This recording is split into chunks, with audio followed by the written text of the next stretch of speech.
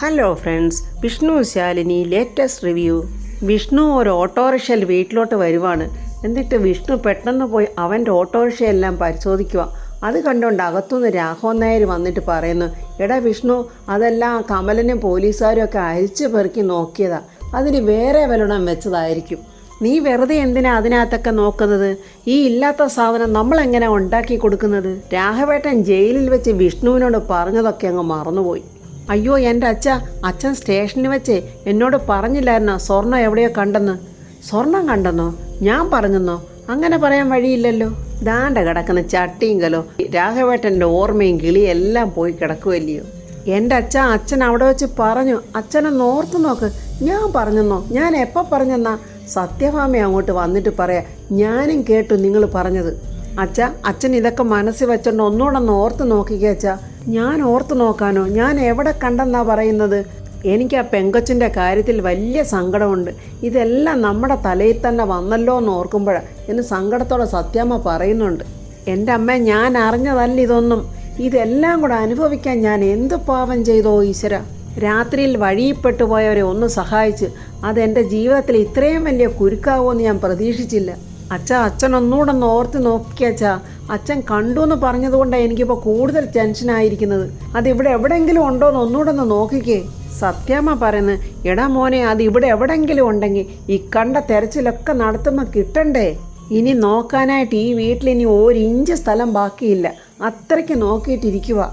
ആ ചന്ദ്രബോസ് ആണെങ്കിൽ അവൻ്റെ വൈരാഗ്യം മനസ്സിലാക്കിക്കൊണ്ട് ആ അവസരം മുതലാക്കിയ ഇതിനകത്ത് പോലീസുകാരെയും കൊണ്ട് അവൻ അഴിഞ്ഞാടുമായിരുന്നു. അവന് പകയാണമ്മേ. അത് അവൻ അവസരം വരുമ്പോഴൊക്കെ അവൻ ശരിക്ക് കാണിക്കുന്നുണ്ട്. പിന്നീട് അവന് കളിക്കാനുള്ള പണി നമ്മൾ ഇട്ടുകൊടുക്കുകയും ചെയ്യുന്നുണ്ടല്ലോ. ഇനി ഇതൊന്നും പറഞ്ഞിട്ട് കാര്യമില്ലമ്മേ. ആ സ്വർണ്ണം എവിടാന്ന് കണ്ടുപിടിച്ചേ പറ്റൂ. കണ്ടുപിടിക്കണം മോനെ, അത് കണ്ടുപിടിച്ചേ പറ്റൂ. ആ കുട്ടിയുടെ ശാപം ഇനി ഒരിക്കൽ കൂടി നമ്മുടെ തലയിൽ വന്ന് വീഴരുത്. ഇനി എന്ത് രീതിയിലായാലും ഇതിനൊരു പരിഹാരം കണ്ടേ പറ്റത്തുള്ളൂ. വിഷ്ണു ആകെ സങ്കടവും ദേഷ്യവും കൊണ്ട് വീണ്ടും പോയി ആ ഓട്ടോറിക്ഷയ്ക്കകത്തൊക്കെ നോക്കുവാണ്. രാഘവേട്ടൻ പറയും, എന്നാലും ആ സ്വർണ്ണം എവിടെ ഇരിക്കുന്നേ? ഈ സമയം പൊന്നി അകത്തുനിന്ന് വന്നിട്ട് സത്യാമ്മയോട് പറയാം, സത്യാമ്മേ, നമുക്ക് നൂർജഹാൻ്റെ വീട് വരെ ഒന്ന് പോയേ പറ്റത്തുള്ളൂ. 1-2 ഓർഡറിൻ്റെ കാര്യമൊക്കെ നൂർജഹാനേ അറിയാവുള്ളൂ. ഇന്ന് തന്നെ കൊടുക്കേണ്ട ഓർഡറല്ലേ പൊന്നി അത്? അതേ സത്യാമ്മേ. എടാ മോനെ വിഷ്ണു, ഞങ്ങളെ ആ നൂർജഹാൻ്റെ വീട്ടിലോട്ടൊന്നാക്ക്. ഇനി തെരച്ചിലൊക്കെ പിന്നെ നോക്ക്, ഞങ്ങളെ വിട്ടിട്ടാകട്ടെ. എൻ്റെ മോനെ, എനിക്ക് കാല് തീരെ വയ്യാഞ്ഞിട്ടാ. ഞങ്ങളെ അവിടെ നിന്ന് ആക്കിയിട്ട് വാ. അയ്യോ അമ്മ, ഞാൻ എങ്ങനെ അങ്ങോട്ട് വരും? അത് സാരമില്ല, മോൻ പുറത്ത് നിന്നാൽ മതി. ഞങ്ങൾ അകത്ത് പോയി കണ്ടിട്ട് വന്നോളാം. ഈ സമയത്ത് നമ്മുടെ സുബൈദ വീൽ ചെയറിലോട്ട് ഇരുത്തിയിട്ട് പറയുന്നത്, എത്രയെന്നും പറഞ്ഞാൽ എൻ്റെ ഈ കട്ടിലയിൽ ഇങ്ങനെ കിടക്കുന്നത്. ഇനി ഈ ചെയറിലിനോട്ട് നമുക്ക് പുറത്തൊക്കെ ഒന്ന് പോകാം. മോളെ നൂറെ, ഈ കട്ടിലെ ബെഡ്ഷീറ്റൊക്കെ നീ ഒന്ന് നേരെ ഇടുക കേട്ടോ. അതൊക്കെ ഞാൻ ചെയ്യാം മാമി. എൻ്റെ ഫോണൊന്ന് താ, എൻ്റെ കൂട്ടുകാരെ ഒന്ന് വിളിക്കാൻ. എന്തൊരു കഷ്ടമാണ് എൻ്റെ ഇവിടുത്തെ ഒരു ജീവിതം. എനിക്കൊന്ന് ആരെയും വിളിക്കാൻ പോലുമുള്ള സ്വാതന്ത്ര്യം ഇല്ലേ മോളെ. അത് മാമിക്കറിയാം ഫോൺ എവിടെ ഇരിക്കുന്നതെന്ന്. മാമി പ്ലീസ് മാമി, ഒന്നെടുത്തതാ മാമി. ഞാൻ അപ്പോഴത്തേക്ക് ഈ ബെഡ്ഷീറ്റൊക്കെ നൂത്തിട്ടോളാം. എൻ്റെ പൊന്നു മാമിയല്ലേ, ഒന്നെടുത്തതാ മാമി. മോളെ, അത് അവിടെ തന്നെ ഉണ്ടോയെന്ന് എനിക്കറിയില്ല, ഞാനൊന്ന് നോക്കട്ടെ എന്നും പറഞ്ഞ് സുബൈദ പോകുന്നുണ്ട് ഫോൺ എടുക്കാനായിട്ട്. സുബൈറിൻ്റെ അടുത്ത് സങ്കടത്തോടെ നൂർജഹാൻ പറയാം, ബാപ്പിച്ചിക്ക് അറിയാവോ, എനിക്കൊന്ന് ഫോൺ ചെയ്യണമെങ്കിൽ ആരുടെയൊക്കെ കാല് ഞാൻ പിടിക്കണമെന്ന്. എൻ്റെ ഒരു വിധി നോക്കിക്കേ. ബാപ്പിച്ചി സങ്കടപ്പെടേണ്ട, ഞാൻ ചുമ്മാതെ പറഞ്ഞതാ കേട്ടോ. സുബൈദ അങ്ങനെ ഫോൺ കൊണ്ടുവന്ന് നൂർജഹാൻ്റെ കയ്യിലോട്ട് കൊടുത്തിട്ട് പറയുന്നു, മോളെ പെട്ടെന്ന് നോക്കിയിട്ട് തരണേ. നൂർജഹാൻ ആ ഫോൺ വാങ്ങി എന്തോ ഒന്ന് നോക്കുന്നുണ്ട്. ആ സമയത്ത് അബൂബേക്കർ ഇങ്ങോട്ട് വന്ന് നൂർജഹാൻ്റെ ആ ഫോൺ ഇങ്ങോട്ട് തട്ടിപ്പറിച്ച് വാങ്ങിയിട്ട് സുബൈദയുടെ ചെവിക്കുറ്റിക്കൊരൊറ്റടി. ഞാൻ വെച്ചിരിക്കുന്നിടത്തും നീ ഫോൺ എടുക്കും അല്ലേടി? അത് കണ്ടിട്ട് നൂർജഹാൻ പറയുന്നു, മാമിയെ ഒന്നും ചെയ്യരുത്, അത് ഞാൻ പറഞ്ഞിട്ടാ. എൻ്റെ ഫോണിങ്ങിതാ, എനിക്ക് എൻ്റെ ഫ്രണ്ടിനെ ഒന്ന് വിളിക്കാനുണ്ട്. ഈ ഫോണിൽ കൂടെ നീ ആരെയും വിളിക്കത്തില്ലടി. എൻ്റെ മകൻ നിന്നെ അന്വേഷിച്ചവിടെ വന്നതിന് തെളിവുണ്ട്. നീയും അവനെ കണ്ടതാ. നിനക്കറിയാം ആ വീട്ടിൽ നിന്നും അവൻ എങ്ങോട്ടാ പോയതെന്ന്. എനിക്കറിയില്ലെന്ന് ഞാൻ പറഞ്ഞില്ലേ? നസീർക്ക് എന്നോട് പറഞ്ഞിട്ടാണോ എല്ലായിടത്തും പോകുന്നത്? ഇക്കാൻ്റെ കൂട്ടുകാരോട് പോയി ചെന്ന് ചോദിക്കും, അവർക്കറിയാൻ പറ്റും നസീർക്ക് എങ്ങോട്ടാ പോയതെന്ന്. ചോദിച്ചടി, അവരൊക്കെ ഇപ്പോൾ ഇങ്ങോട്ട് വരുന്നുണ്ട്. ഇനി എൻ്റെ മകൻ മിസ്സായതിൻ്റെ പേരിൽ നിനക്കെന്തെങ്കിലും അതിൽ പങ്കുണ്ടെങ്കിൽ നിൻ്റെ കാര്യം പിന്നെ പോക്കാടി എന്ന് പറഞ്ഞിട്ട് അബൂബേക്കർ അങ്ങ് പോവാണ്. അബൂബക്കർ പെങ്ങളെ അടിച്ചിട്ടും സ്വന്തം മകളെ ഇത്രയൊക്കെ പറഞ്ഞിട്ടും നമ്മുടെ സുബൈർക്കയ്ക്ക് ഒന്നും പ്രതികരിക്കാനാകാതെ സുബൈർക്ക ഇങ്ങനെ വിഷമിച്ചിരിക്കുവാണ്. ബാപ്പിച്ചി, ഞാൻ എന്താ ചെയ്യേണ്ടത് ബാപ്പിച്ചി? എൻ്റെ ഒരു വിധിയെ പടച്ചോനെ എന്നും പറഞ്ഞ് നൂർജഹാൻ കരയുവാണ് സുബൈറിൻ്റെ അടുത്തിരുന്ന്. ആ സമയത്ത് വിഷ്ണുവിൻ്റെ ഓട്ടോറിക്ഷയിൽ സത്യാമ്മയും പൊന്നിയും കൂടെ നൂർജഹാൻ്റെ വീട്ടിലോട്ട് വരുവാണ്. ഒരു സ്വാതന്ത്ര്യമില്ലാതെ ഞാൻ എങ്ങനെയാ ബാപ്പിച്ചി ഇവിടെ ജീവിക്കുന്നത്? എനിക്ക് മടുത്തു ബാപ്പിച്ചി എന്നിങ്ങനെ പറഞ്ഞുകൊണ്ടിരിക്കുമ്പോൾ ഒരു കോളിംഗ് ബെല്ലിലെ ശബ്ദം കേട്ടുണ്ട്. സുബൈദ ഓടിപ്പോകുന്നുണ്ട് നോക്കാനായിട്ട്. സുബൈദ എന്താ ഏതാന്നൊക്കെ സത്യാമ്മയോട് ചോദിക്കുന്നുണ്ട്.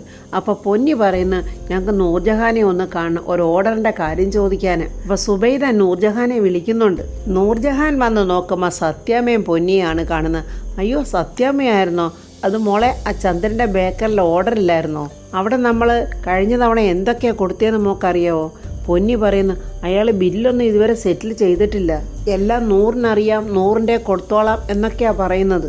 അതിനെന്താ സത്യാമ്മ? അതൊക്കെ ഞാൻ പറഞ്ഞുതരാം. സത്യാമ്മ അകത്തോട്ട് വന്നിരിക്കും. വിഷ്ണുവേട്ടാ വാ, അകത്തോട്ട് വാ. സത്യാമ്മ പറയുന്നുണ്ട്, വേണ്ട മോളെ, പോകാൻ കുറച്ച് ധൃതിയുണ്ട്. അപ്പോഴങ്ങോട്ട് നസീറിൻ്റെ ഫ്രണ്ട്സുകൾ ഒരു ജീപ്പിലും ഒരു ബൈക്കിലും ഒക്കെ ആയിട്ട് ആൾക്കാർ വരുന്നുണ്ട്. വിഷ്ണു അവിടെ നിൽക്കുന്ന കണ്ടുകൊണ്ട് അവന്മാർ വിഷ്ണുവിൻ്റെ അടുത്തോട്ട് വരുമ്പോഴത്തേക്കും വിഷ്ണു കയ്യെ കിടക്കുന്ന വളയൊക്കെ ഒന്ന് മുറുക്കിയിടുന്നുണ്ട്. വിഷ്ണു വന്ന് ഇവന്മാരെ എടുത്തിട്ട് ഇടിച്ചതൊക്കെ അവന്മാർക്ക് ഓർമ്മ വരുന്നുണ്ട്. നൂർജഹാൻ സത്യാമ്മയോട് പറയുന്നു, അവരൊക്കെ നസീറിക്കാടെ സുഹൃത്തുക്കളാണ് എന്ന് പറയുമ്പോൾ പെട്ടെന്ന് സത്യാമ്മ നോക്കുമ്പോൾ അന്ന് സത്യാമ്മയുടെ വീട്ടിൽ വന്ന് 10 ലക്ഷം രൂപ അടിച്ചുകൊണ്ട് പോയവൻ അവിടെ നിൽക്കുന്നുണ്ട്. ഏത് പാതിരാത്രിയിലായാലും സത്യാമ്മ അവൻ്റെ മുഖം ഒരിക്കലും മറക്കത്തില്ല. സത്യാമ്മ അവനെ സൂക്ഷിച്ച് നോക്കിയിട്ട് അന്ന് നടന്ന ആ സംഭവമൊക്കെ അങ്ങോട്ട് ഓർക്കുവാണ്. ദേണ്ട അവൻ എൻ്റെ കാശെടുത്തവൻ എന്നും പറഞ്ഞ് ഉറക്കെ വിളിച്ചു പോവാണ് സത്യാമ്മ. പൈസ മോഷ്ടിച്ചവൻ പെട്ടെന്ന് സത്യാമ്മയെ നോക്കിയിട്ടും ഈ പിശാച് പിടിച്ച തള്ളയെ കൊണ്ട് തോറ്റ്, എടാ വണ്ടി എടുക്കടാ പെട്ടെന്ന് എന്നും പറഞ്ഞ് ആ ബൈക്കിൽ വന്നവൻ്റെ പുറയിൽ നിന്ന് അവൻ പെട്ടെന്ന് അങ്ങ് പോവാണ്. എടാ നിൽക്കടാ അവിടെ, എടാ കള്ള നിൽക്കടാ അവിടെ, എടാ മോനെ വിഷ്ണു, ആണ്ടാ പോയവനുണ്ടല്ലോ, അവനാ മോനെ നമ്മുടെ കാശെടുത്തോണ്ട് പോയത്. വിഷ്ണു അവൻ്റെ പുറകിന് ഓടുന്നുണ്ട്.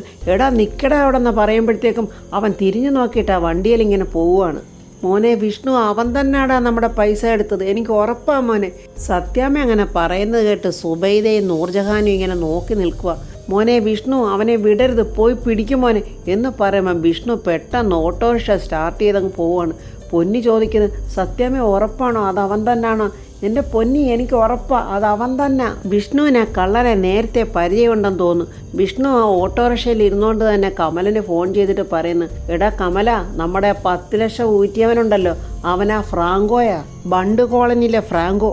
അവനാണോ ആശാനെ? അവനെ വിടരുത്, ദാ ഞാൻ എത്തി ആശാനെ. ആത്മഹത്യക്ക് ശ്രമിച്ച പെൺകുട്ടി ഇപ്പോൾ ഹോസ്പിറ്റലിലാണല്ലോ. ചന്ദ്രബോസ് അങ്ങോട്ട് പോയിരിക്കും ആ പെൺകുട്ടിയെയും അവരുടെ അമ്മയും അച്ഛനെയൊക്കെ കണ്ടിട്ട് വിഷ്ണുവിനെതിരെയുള്ള കേസൊക്കെ റെഡിയാക്കാനായിട്ട്. ചന്ദ്രബോസിൻ്റെ അഭിനയമൊക്കെ ഒന്ന് കാണണം. മോളെ ജയശ്രീ, നീ കാണിച്ച ഈ മണ്ടത്തരത്തിന് നിനക്ക് കിട്ടാൻ പോകുന്ന ശിക്ഷ എന്താണെന്ന് വല്ലതും അറിയാവോ? 1 വർഷം വരെ തടവോ പിഴയോ, ചിലപ്പോൾ 2ഉം കൂടിയായിരിക്കും. അല്ലാതെ മറ്റാളുടെ കുഴപ്പം കൊണ്ടോ അയാൾ കാരണമാണ് കുട്ടി ആത്മഹത്യക്ക് ശ്രമിച്ചിരുന്നുവെങ്കിൽ അത് പിന്നെ പ്രേരണ കുറ്റമാവും. അങ്ങനെ ഏതെങ്കിലും കാരണം കൊണ്ടാണോ കുട്ടി ആത്മഹത്യക്ക് ശ്രമിച്ചത്? പറ മോളെ. ഒരിക്കൽ മോടെ കല്യാണം മുടക്കിയത് ആ ജില്ലാ കളക്ടർ ശാലിനി വിഷ്ണുവാണ്.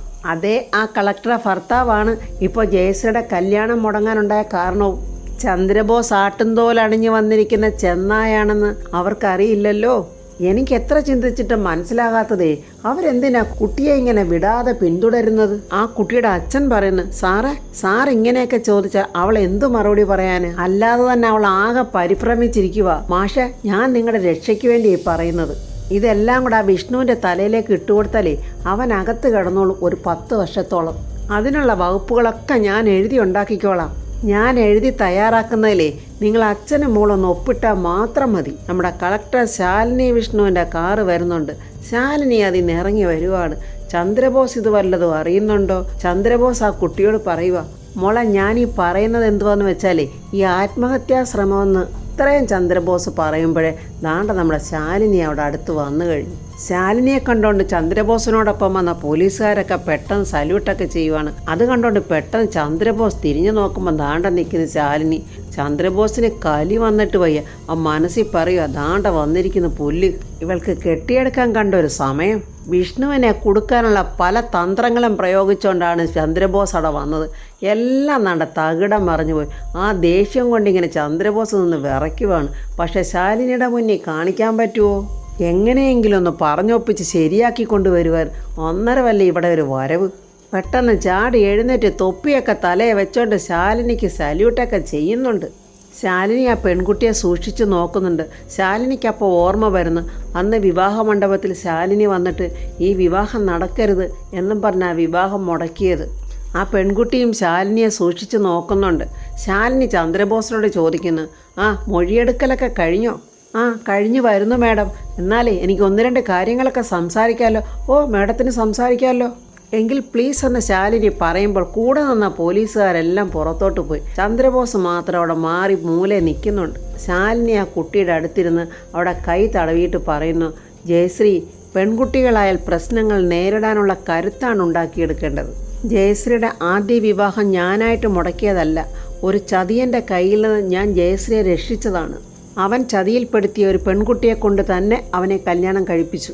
ഞാനെന്താ അങ്ങനെ ചെയ്തില്ല എന്നെങ്കിൽ അവൻ ജയശ്രീയെ ചതിച്ചിട്ട് വേറെ ഏതെങ്കിലും പെൺകുട്ടിയുടെ പുറകിൽ പോകില്ലെന്ന് പറയാൻ പറ്റുമോ? ശാലിനി പറയുന്നതൊക്കെ കേട്ടിട്ട് ജയശ്രീയുടെ അച്ഛൻ പറയുന്നു, മാഡം, ഈ കല്യാണം കൂടെ മുടങ്ങുമെന്ന് വിചാരിച്ചാൽ അവൾ ഈ അബദ്ധം കാണിച്ചത്. അതിന് ഈ കല്യാണം മുടങ്ങില്ല. ഞാൻ ചെറുക്കൻ്റെ വീട്ടുകാരോട് സംസാരിച്ചിട്ട് അതിന് വേണ്ട എല്ലാ കാര്യങ്ങളും ചെയ്തോളാം. അവിടെ മൂലയ്ക്ക് നിന്ന് ചന്ദ്രബോസ് ഇത് കേൾക്കുന്നുണ്ട്.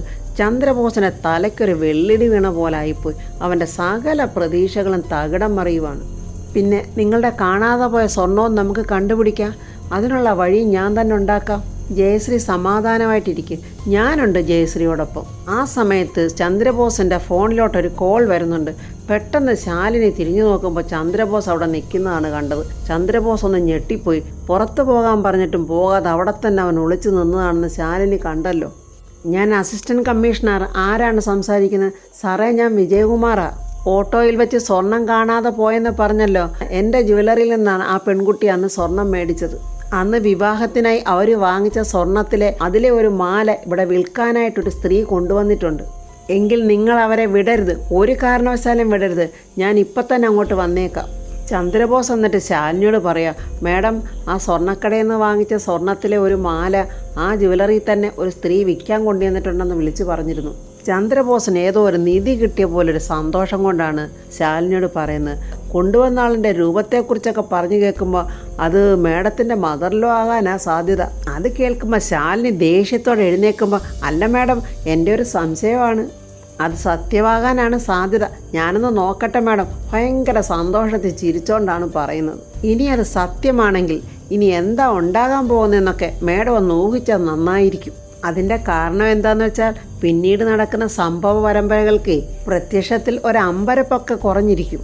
എന്നാൽ പിന്നെ ഞാൻ അങ്ങോട്ട് പോയിട്ട് വരട്ടെ കളക്ടർ മാഡം എന്നൊരാക്കിപ്പറച്ചിൽ പറഞ്ഞിട്ടാണ് അവൻ പോകുന്നത്.